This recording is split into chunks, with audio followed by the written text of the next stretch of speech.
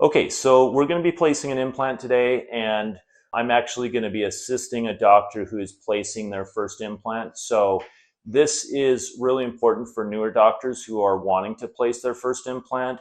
And it's the method that I've found that is the easiest and safest and most predictable on placing maybe potentially your first implant. So the first thing that we want to do, obviously, and all of this is written down in the implant surgery portion of the GP doctor manual, step by step, but I'll kind of be reviewing it here verbally. But obviously the first thing you want to do is look at the patient's medical history and also your site selection. In this case, we have a younger male. We've noted that there's no bleeding disorders, there's no coagulation issues, they're not on any blood thinners. And the site will be number 19. I will show you the panoramic x-ray here. And we're looking for space that is safe so that we're not close to any adjacent structures or the inferior alveolar nerve in this case, or the sinus if we're on the maxilla. So on the case that we're looking at here, we have plenty of space before we get close to the inferior alveolar nerve. Obviously, we want to be about 2 millimeters away from it just to be safe. Usually 2 millimeters or more away from adjacent teeth. Obviously we need 1.5 minimum, but I try to be a little bit safer on that, so 2 millimeters away. So what we'll do is we'll take a look at the actual site, and then we'll take a look at some of the equipment and what you need to be looking at for the equipment to get ready for your case.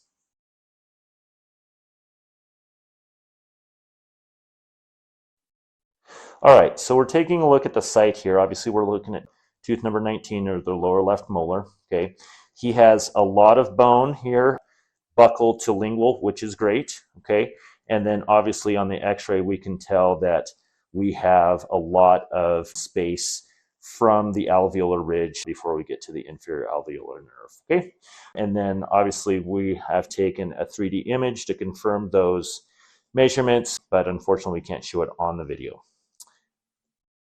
Okay, so another thing too is to review your instruments. Okay, so I'm going to kind of go through the instruments that we have laid out here, and you should have something similar. Maybe there's one instrument that might be a little bit different. You'll see through the actual procedure which ones that I use, but we've kind of eliminated everything except for everything we're going to use. So first thing is your implant motor. It's super important. Now we're going to only use 3 settings here, okay? So the first one is going to be for our lancing burr, okay, to break through the cortical plate, okay? So our setting is going to be 1200 RPMs with a torque of 50 Newton centimeters, okay? Now you're going to see here that I have no irrigation set up. The reason why is because our setting that we're going to use to actually do our implant and remove the bone is set at 50 revolutions per minute, which is not high enough that we're going to heat up the bone, so we don't need irrigation. Make sure that you see on your foot pedal here that you can go through your different settings. So you can see if I press it once, I'm going to go to my preset 2. So my preset 2, this is our main one that we're going to be using, 50 RPMs, 50 torque as far as the Newton centimeters, okay?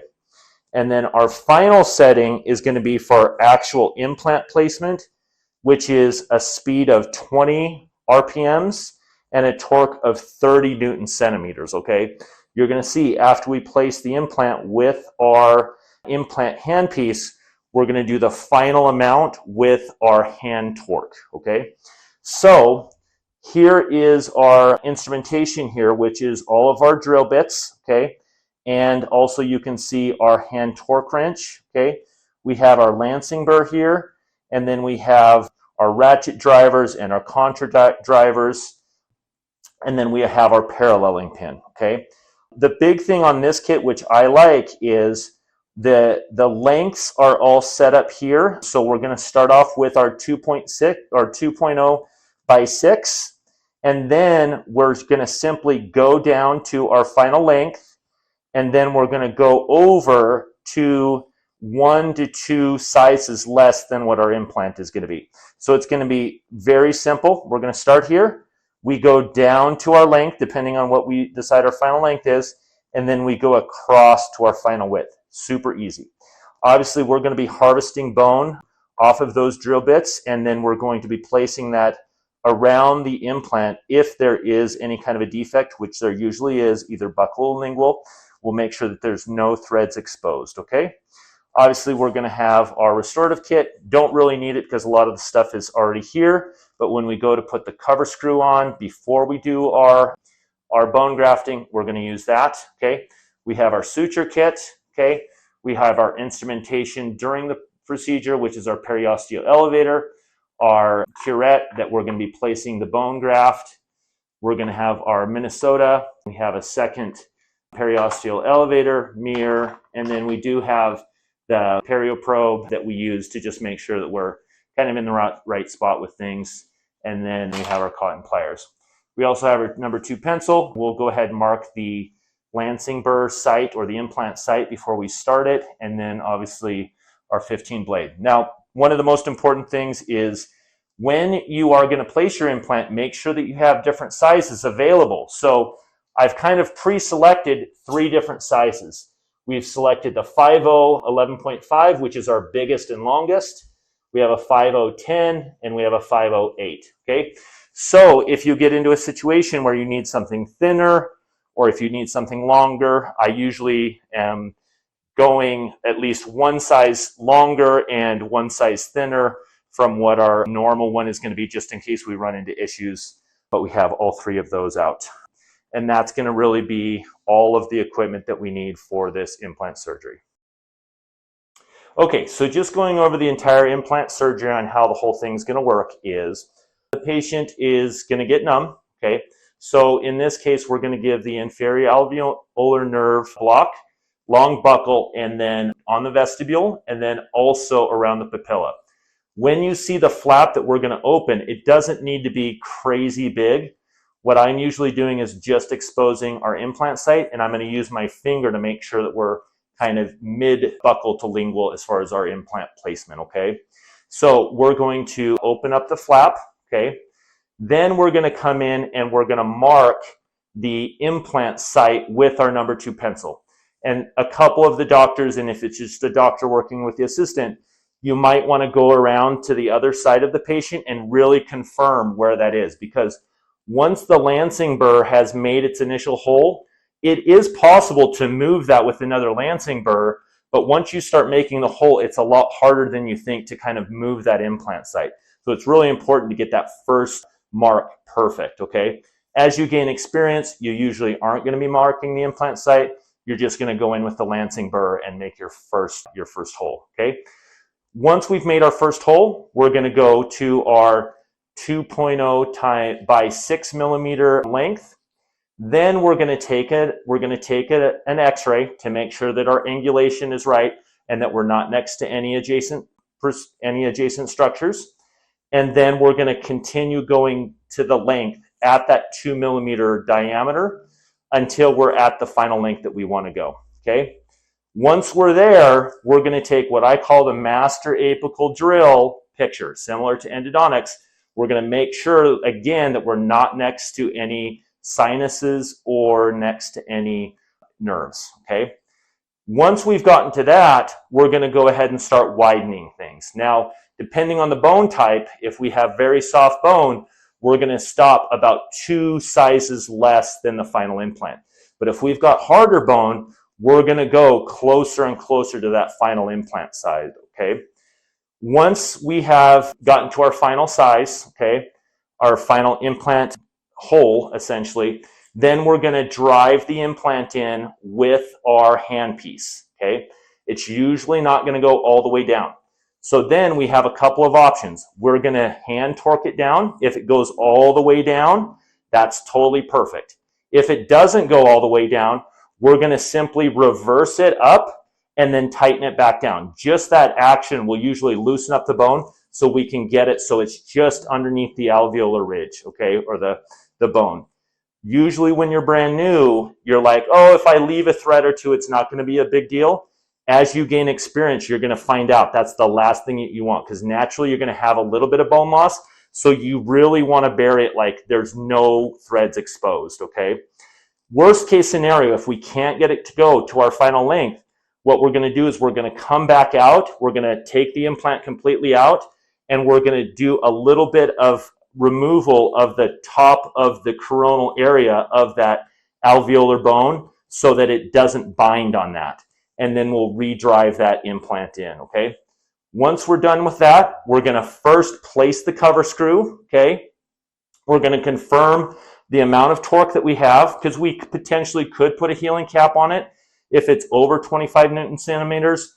Most of the times I'm just burying the cover screw. But the big thing to remember is we're going to put the cover screw on, and then we're going to take all of the harvested bone and lay it around that implant so we have additional bone around that.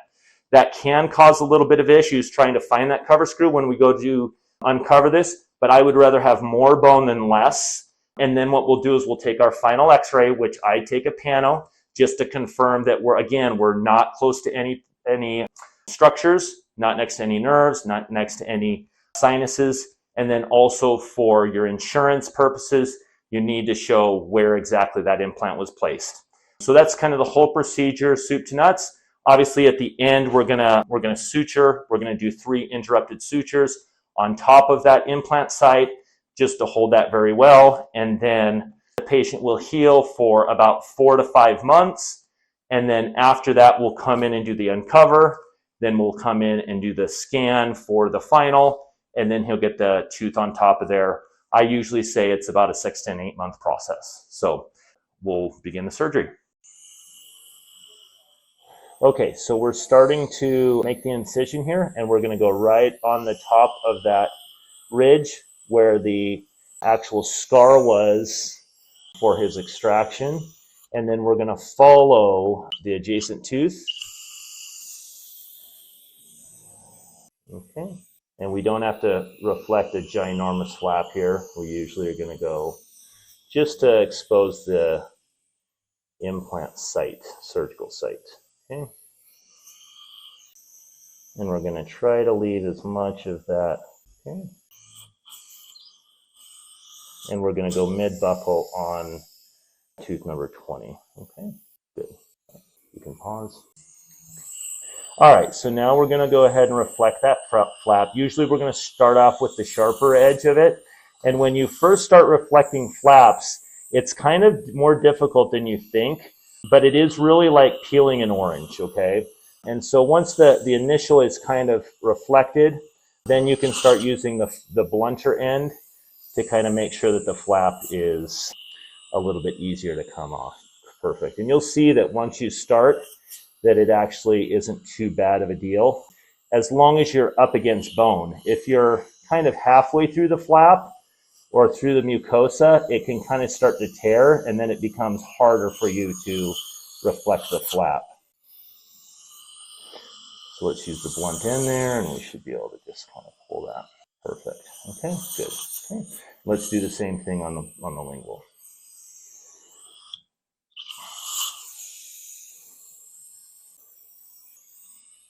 Good. Now let's move to that blunt end.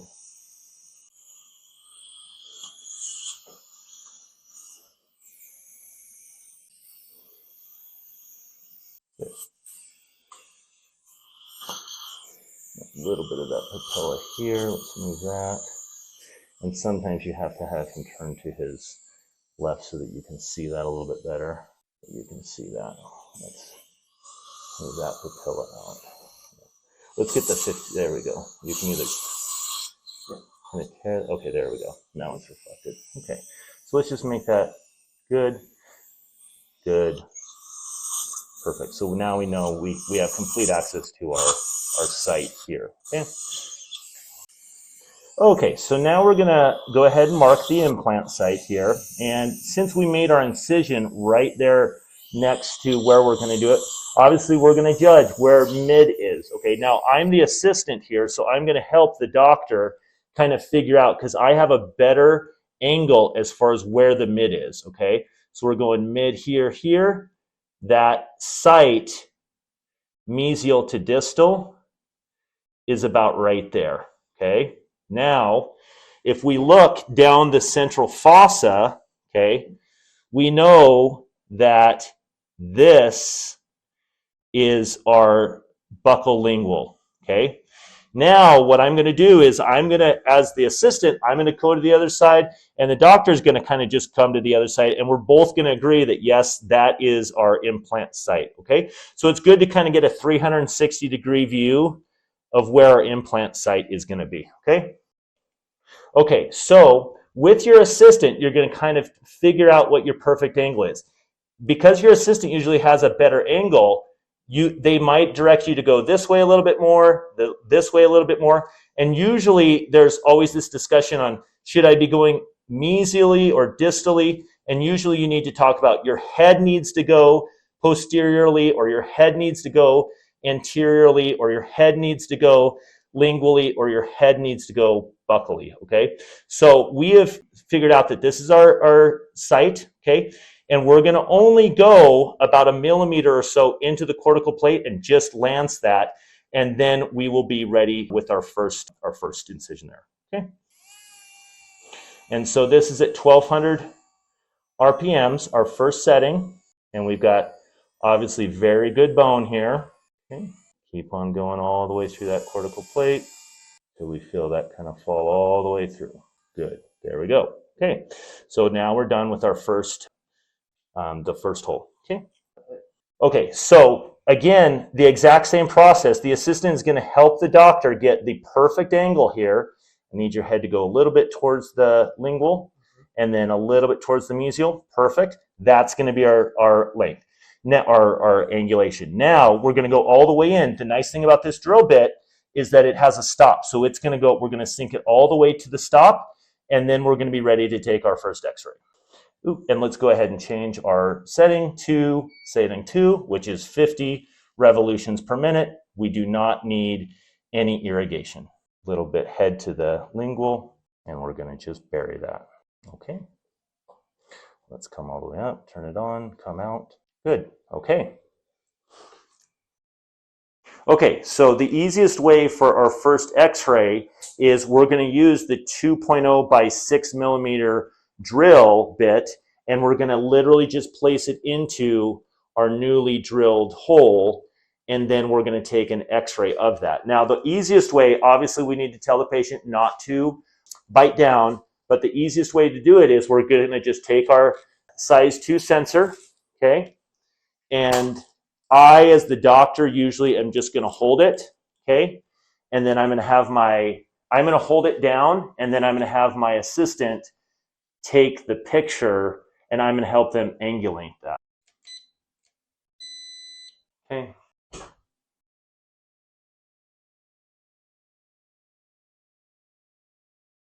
Okay, so what we're going to do now is we're just going to go one size longer. So this is our 2.0 by 8, okay?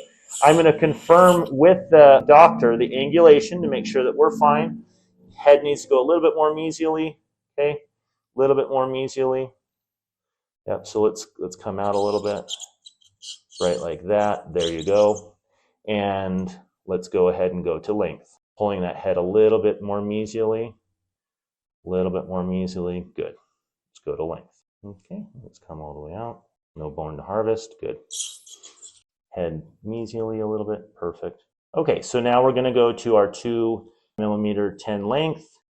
There still isn't really a lot of bone to harvest on these 2 millimeter ones.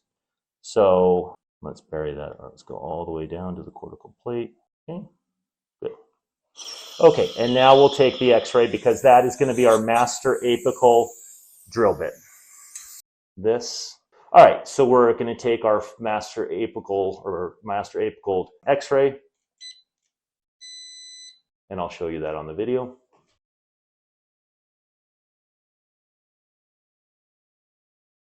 Okay, so we're going to now start widening our diameter here. Again, I'm going to make sure his angulation is right. Head to the anterior just a little bit. Head to the anterior just a little bit. Perfect. Okay, ready to go.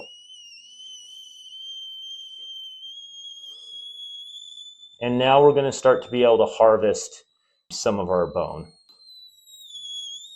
Make sure as you go down there that you keep the head mesial, going straight down. Good. Okay, no bone to harvest. Okay, So we had a problem with the head or the handpiece getting stuck on the adjacent tooth. So we're going to just move our handpiece out like this so it misses, and we're going to go back into our length, okay? And you want to go head distal. Good. Good. Okay. We're going with one wider here. Let me help you with your angulation. There you go. Good. And you can see now we've got bone to harvest. Okay. Okay. One more higher diameter here, and now we're going to really make sure our angulation is perfect, and we're going to have a lot of bone to harvest now. Okay. So what we're going to do is, as the surgeon brings out the drill bit, the assistant is going to harvest that bone, and we're going to just, on this case, usually I'll use a Dappen dish, or you can use just one of these steri bags, and we're going to place the harvested bone right on that steri bag. And then one of the things too is you just want this implant kit to look as organized as possible so everything goes back to the same spot. Okay, so now we just went to 3.9.10. So now we are getting closer to getting ready to place our implant. Now, what we're going to do is we're going to take our 4.6 and we're just going to open up some of that cortical bone on the top. And then, so the top of it's going to be at 4.6, but the rest of the surgical site is going to be at our 3.9, and we're going to be placing our 5.0 by 10 implant. Okay, so we're not going to take this all the way to length. We're just going to go about 1 millimeter or so and open up that cortical plate just a little bit. And you can see that it's going to grab quite a bit. Let's open that up until that cortical plate. It's better this to grab than the implant to grab. Good, good, good. That's it.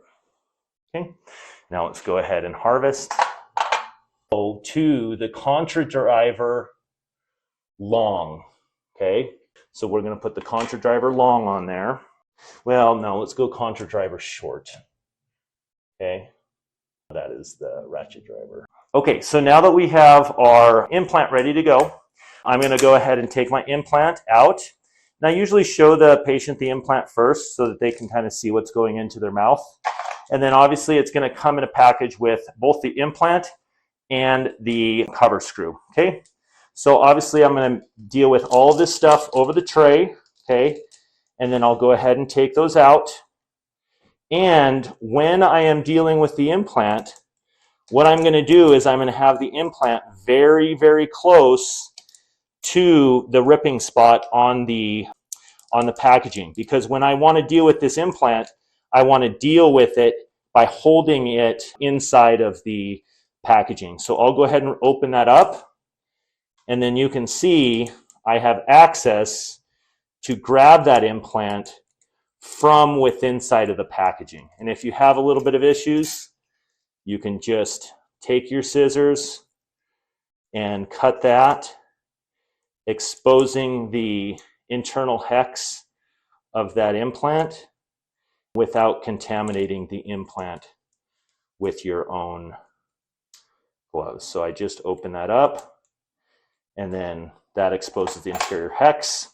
Now, we are going to be using the implant driver, and we go ahead and put that in there, and it kind of locks it in. And then when we take this out of the packaging, it's going to go up like this so that it doesn't fall off, okay?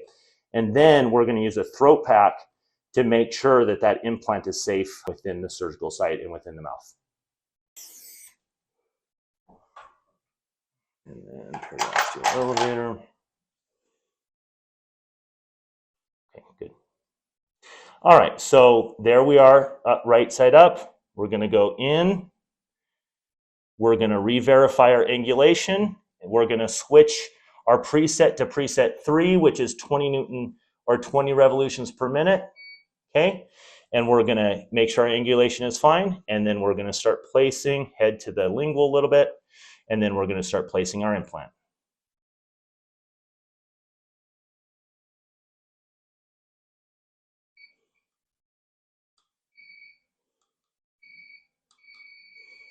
Okay, let's go ahead and get that out. Okay. Good. All right. Okay, so with our, you can see this is very common. Our implant is not all the way in and it stopped short, okay? So we're gonna do our first method of trying to get it to go in by loosening it up, okay? And I'll go just a quarter of a turn here, okay? And then I'll come back. I don't need to switch anything. I'm gonna go the right direction and we're gonna start driving it in. Now, do you see how my finger is kind of putting apical pressure on that implant? I do not want that implant to start stripping, so I want to put apical pressure on it so that when I drive it, it's continuing to go apically, okay? If I feel like it's starting to strip, then I'm going to start reversing it and we'll continue doing this, okay? It's still continuing to go in, which is perfect. I'm glad that we did that. Remove some of that cortical plate with the 4-6. Okay. Okay. Let's go ahead and inspect to see where we're at. Okay. Okay. So if we take a look at this, this is right at the first stop, which is, I can see that there's no threads exposed on the lingual and 2.5 threads exposed on the buccal, which is very common. What I like to do, if I don't bury it all the way to the buccal, I'm going to go half the distance. So that means that I need this to go down half the distance of what the defect is on the buccal. So I'm going to go another 2 or 3 revolutions, get the lingual underneath the implant, or the implant underneath on the lingual side, and then it's going to be exposed by like 1 millimeter or 1 thread on the buccal. Okay, so let's go a couple more revolutions here. And now we're going to start getting resistance both from the cortical plate and from the bottom of our implant surgical hole. Okay, just going down there and we're watching those threads disappear. Good, good, perfect. Okay, let's re-inspect. We're going to see that there's only 1 thread exposed, which is perfect. We're underneath on the lingual. We're going to use our bone graft to make the final portion of that happen. Okay, so now, I'm going to hand this to the surgeon, okay? And this is the cover screw. The big mistake is make sure that you put the cover screw on before the bone graft, okay? So I'll go ahead and expose the site. Surgeon will place the cover screw into the implant using the 3-finger technique. Hold it with 1, screw it with 2. Good. Okay, so now our implant is placed with the cover screw. Now we're going to go ahead and place the bone around the implant. So we have our harvested bone here. We're going to take that and place it on the buccal. Okay, good. Let's place the rest. And we're going to try to use every little piece of bone that we have. If we go a little bit over the implant, that's totally fine, but we're going to try to make this as delicate as possible. Okay, and then we're going to try to lay that flap over it, and we might have to, kind of go back in, hold that open, pack it around, and then just let it go over there just passively, okay? And now we have that, and we'll go ahead and suture it with 3 interrupted sutures. Okay, so super simple now. These are the easiest sutures you'll ever place. I'm going to go on the distal, okay? I'm going to go through this, okay? And I usually try not to grab both of them at the same time. I'll just grab one, pull it through, buccal flap, pull it through, and then you do want these sutures to be just as best as you can. So we're going to leave about 1 inch, okay? And then we're going to do 2 forwards, grab. First motion is to pull that off so you don't get stuck on your scissors. And then we're going to pull that taut, okay? Then we're going to do another 1 forward, pull it off the scissors immediately, tighten that up, and then we're going to go 1 back. So 3 forward, 1 forward, and then 1 back. And then we're done with our first one. I'm going to pull that taut, and we're going to cut at about the occlusal plane and at least 2 millimeters from the knot. Perfect. Okay. Same thing. Now it gets easier. We're going to go on the mesial. Let's reconfigure that. Okay. Again, if I try to grab both, I usually mess up, and so it just is easier for me to grab the lingual and then the buccal, because I don't really want to mess that bone graft up too much. Okay, and then the same thing here. It looks like we got a little knot there, which is fine. We'll go ahead and just have to make this a lot shorter. Try to get primary closure there. Okay, so 2 forward, 1 reverse. Okay, and then scissors. Usually you're going to go the other way so that you can be a little bit, I like to go with flat scissors, not these curved ones. Perfect. Okay. And then our final one right over the implant site. At this point, I might get lucky, and I probably will, but I'm going to go through both the lingual and the buccal. And it's kind of getting caught on the implant there. Because I kind of have to hold that as it punctures through. Same kind of a deal. Try to get that string off, or that suture off of there as soon as possible. Okay, 2 forward, 1 forward, and then 1 back. Get that string off there as soon as possible. Pull it straight, and then assistant cuts. Okay, so we're going to take our final. We're going to take our final PA X-ray. Okay, so now that surgery is complete, we've taken our PA X-ray. We've confirmed that exactly is the way that our final master apical drill bit was. Everything looks perfect, but we do need to take a pano just to make sure, and for our insurance verification.